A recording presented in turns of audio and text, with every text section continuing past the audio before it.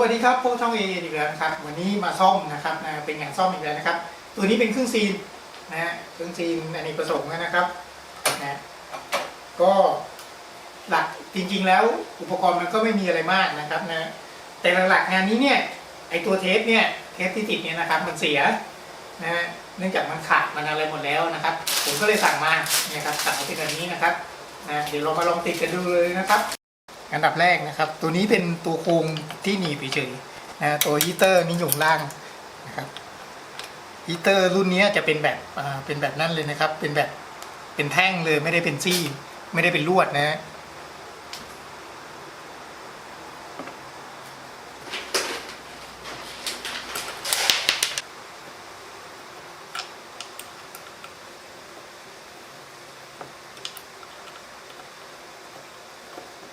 อันบอลลูนให้ที่ลง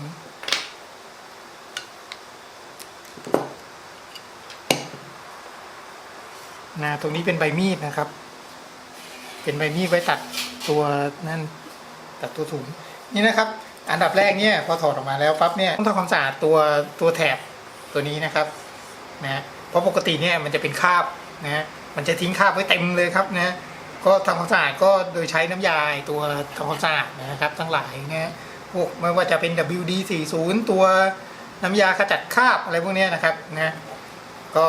ทำความสะอาดสุดแล้วโอเคนี้นะตอนแรกที่เห็นนี้นะครับไม่ได้ถ่ายไว้มันดำเป็นปื้ดเลยนะจากนั้นนะครับก็มาเปลี่ยนตัวนี้ที่บอกครับมันขาดหมดแล้วนะนี่นะครับขาดหมดแล้วนะเราก็มาถอดเปลี่ยนกันเลยครับ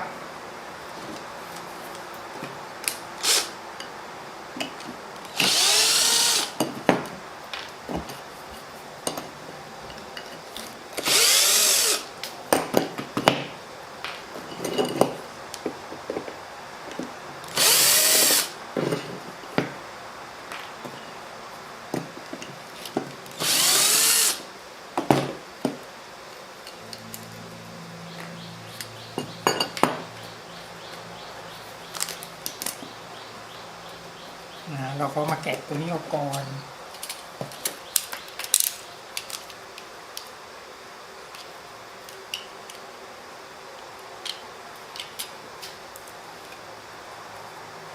อาการเสียส่วนมากจะเป็นจากตัวนี้นะครับ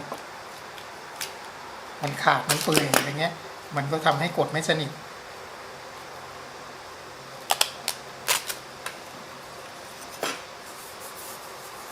ตัวยางตัวนี้ก็โอเคต้องแต่งตัวนี้นิดนึงนะครับเป็นรอย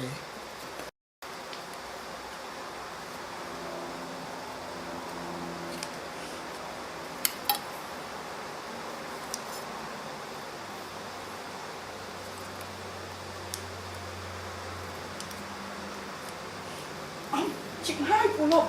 คุณเพื่อนะหลบที่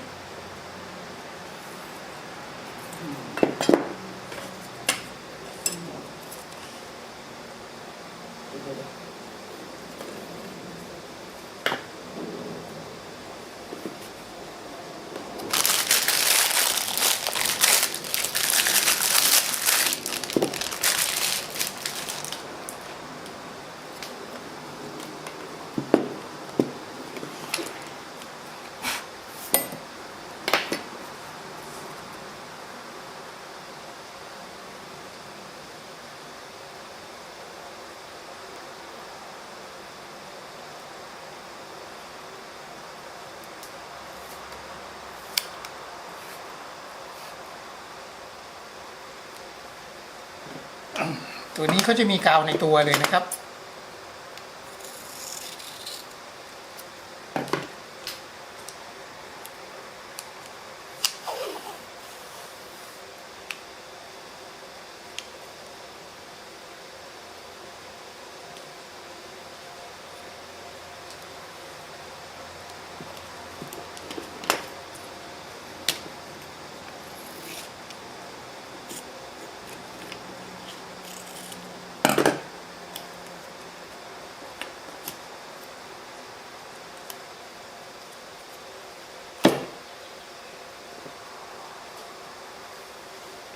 จ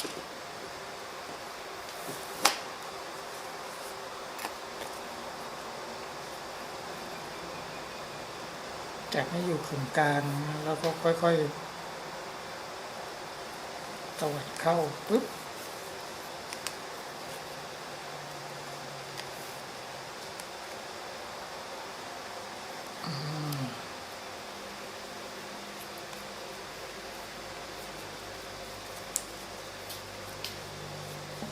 ร้อยแล้วนะครับ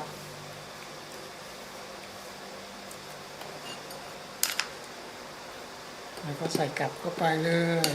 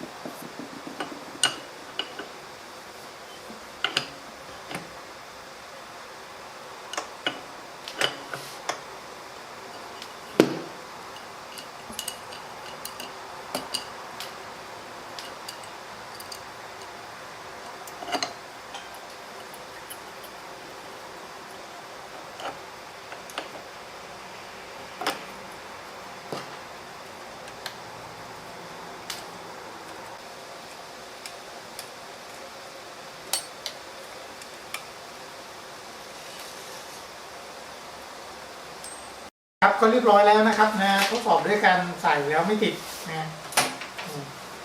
ปรากฏมันก็อยู่นะตอนนั้นก็เปิดรูดมาได้นะครับไม่ติดแล้วนะครับ ใส่ก็ลื่นดีสะดวกดีแล้วนะครับยากนิดนึงนี่นะครับโอเคสินค้าทุกชิ้นที่ใช้ในคลิปนี้นะครับสามารถสั่งได้ใน Shopee เลยนะครับขอบคุณครับ